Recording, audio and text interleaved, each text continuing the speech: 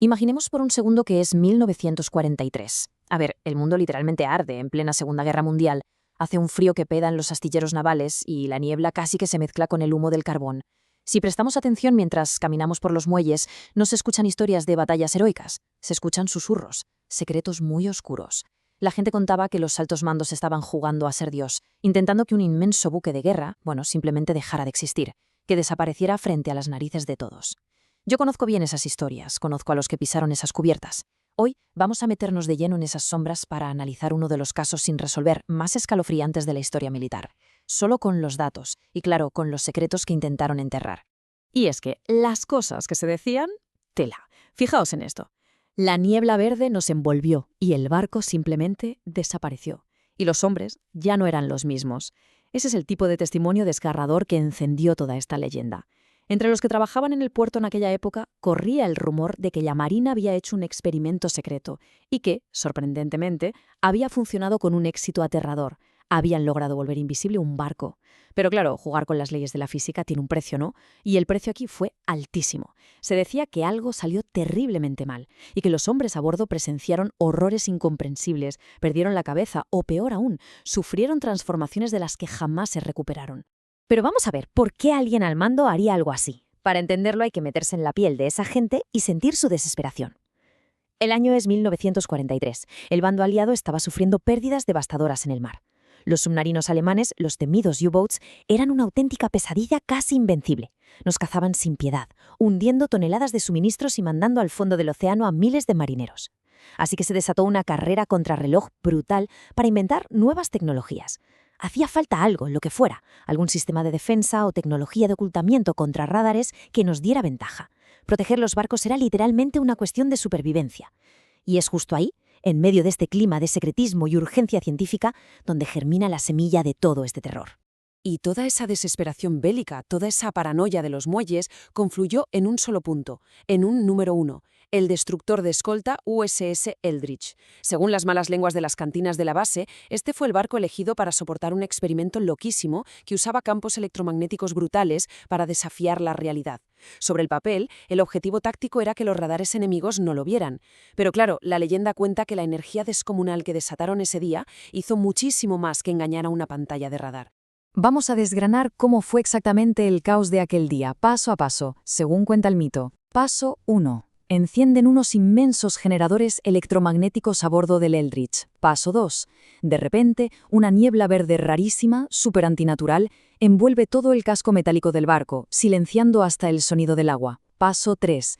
A plena luz del día, el barco desaparece por completo. Ojo, no se camufla, sino que físicamente deja de estar en el puerto de Filadelfia. Paso 4. Durante un breve instante lo ven a cientos de kilómetros en otro puerto. Vamos, una teletransportación en toda regla. Y por último, el paso 5. El Eldridge vuelve a materializarse en los muelles de Filadelfia. Parece literalmente magia negra, pero el regreso del barco fue solo el principio de la verdadera pesadilla.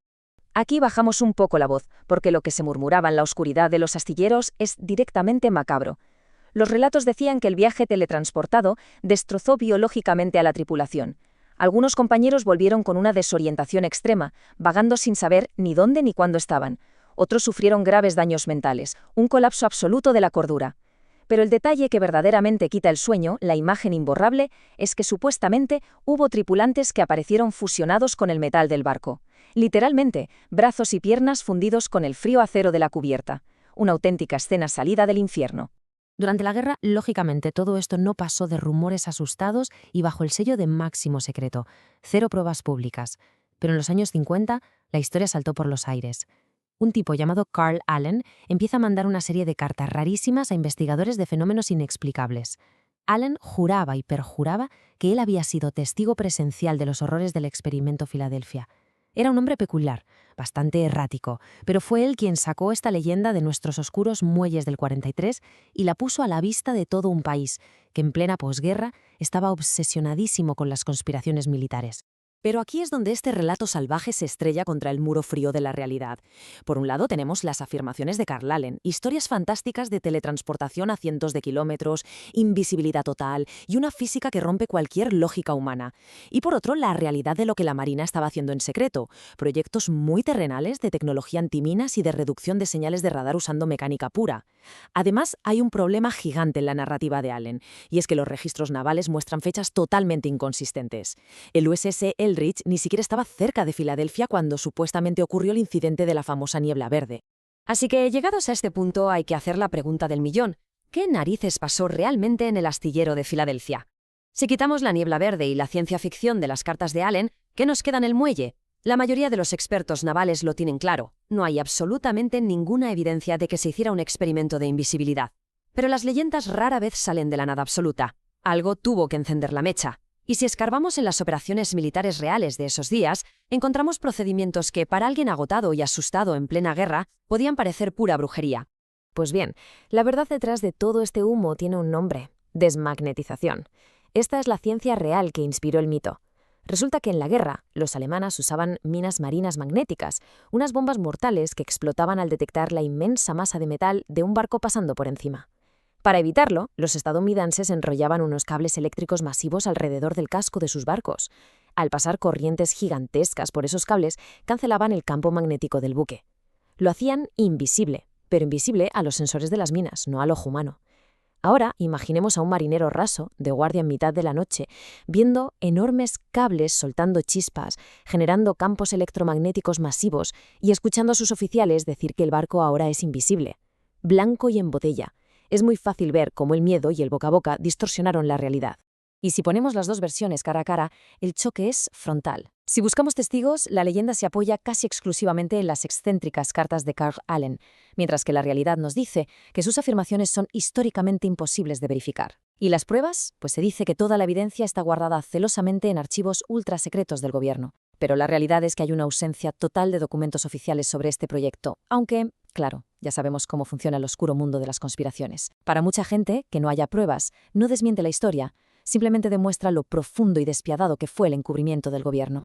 Y así es como un simple rumor de muelle acaba conquistando el mundo entero. Todo comienza en 1943 como un pequeño fragmento de verdad sobre la desmagnetización, mezclado con el puro terror de la guerra. En los años 50, las famosas cartas de Carl Allen le dan alas al mito entre los investigadores de lo extraño. Y luego, la explosión absoluta. Desde los años 80 hasta hoy, la cultura popular tomó el mando. Libros, películas de Hollywood exitosísimas y foros de Internet convirtieron a nuestro puerto en el centro de una de las teorías de conspiración militar más famosas del planeta. Al final, la ficción de Hollywood reemplazó a los hechos en la memoria colectiva. Pero, pensemos una cosa, ¿por qué esta leyenda en particular se niega a hundirse? Pues se sostiene porque tiene fragmentos de verdad histórica, como la desmagnetización. Se alimenta de ese extremo secreto militar de la Segunda Guerra Mundial, una época donde se creaban armas monstruosas a puerta cerrada. Sobrevive gracias a esas preguntas que quedan sin respuesta, pero sobre todo perdura porque toca un nervio muy profundo: el terror psicológico a la tecnología militar incontrolable. Ese miedo tan humano a que existan experimentos científicos ocultos, liderados por militares desesperados, capaces de salirse de control y alterar el tejido mismo de la realidad. Hoy, más de 80 años después, dicen que nadie ha podido demostrar que el experimento Filadelfia ocurriera tal y como cuenta el mito, pero la imagen en nuestra mente no desaparece. Incluso si nunca ocurrió, ¿por qué el fantasma del USS Eldridge nos sigue persiguiendo hoy? Quizá porque las mejores leyendas están construidas exactamente con esto: verdades a medias, un secreto inquebrantable y un miedo atroz a lo desconocido. Las sombras de esos marineros van a seguir susurrando entre el óxido de los astilleros. Incluso si fue todo un malentendido nacido de unos cables magnéticos, ¿qué dice de nosotros que sigamos tan fascinados por la historia del barco que se desvaneció en una niebla verde? La próxima vez que miremos al mar en una noche cerrada y brumosa, pensemos en ello.